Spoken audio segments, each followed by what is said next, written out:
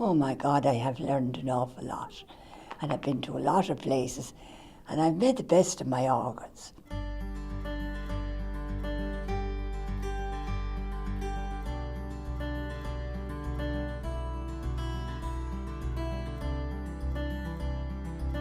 This today is really, I can't, words won't describe how I feel, really.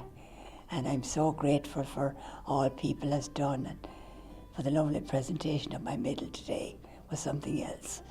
And I said I should be giving them medals for being so good to me and getting me to this.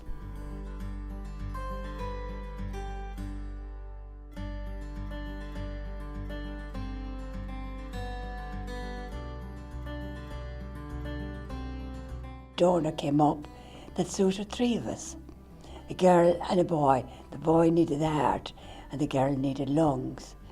So my heart was good, so that time used to give the whole unit, which was the heart and two lungs. And they decided to divide them up.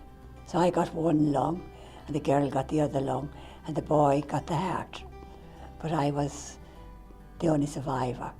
I had to learn how to eat, I had to learn how to drink and talk and walk. All my muscles were gone because the ventilator was there so long, and it also damaged my vocal cords, hence this voice that I have.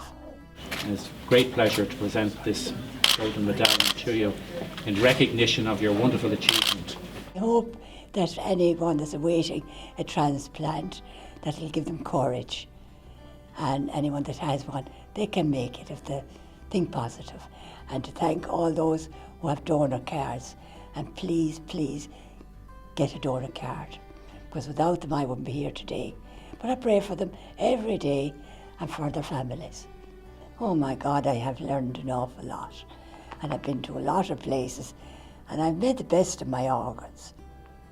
And I look after them, and I would hope that people would donate organs. That would be my big wish, that there'd be more donations.